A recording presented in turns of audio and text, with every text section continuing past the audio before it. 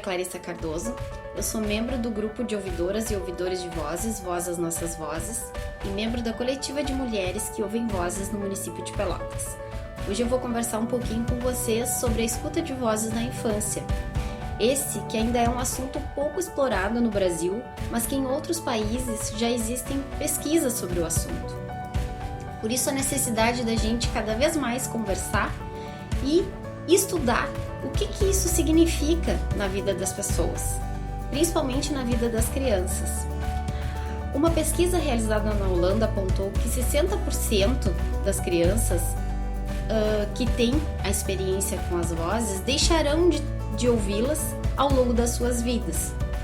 Então, por isso, a necessidade da gente conversar sobre elas, entender o que elas significam para a criança ou para o adolescente e construir estratégias para que ela consiga lidar positivamente com essas vozes. Da mesma forma, entender por que pais responsáveis, cuidadores e profissionais sentem-se tão inseguros e sentem-se devastados ao saber que a criança está, vivendo essa experiência. E aí a gente precisa entender por que isso acontece, Por que os pais sentem um sentimento de impotência frente ao relato da criança e do adolescente. E aí entender que isso é uma construção social, que muitas vezes a escuta de vozes ela está associada às alucinações. E alucinações são sintomas que são característicos de um transtorno mental chamado esquizofrenia. Mas a boa notícia é que existem muitas pessoas que conseguem lidar positivamente com as suas vozes, viver bem com elas, quando passam a entendê-las, e não necessariamente elas precisarão de um sistema de saúde mental, de instituições de saúde mental para o seu cuidado.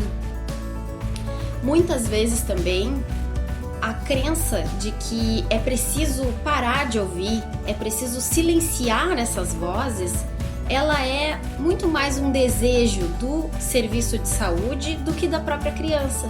Porque se a gente perguntar para ela e ajudá-la a entender o que essa voz significa, ela poderá criar estratégias para entender melhor as suas emoções, os seus sentimentos e o que essas vozes querem dizer para ela.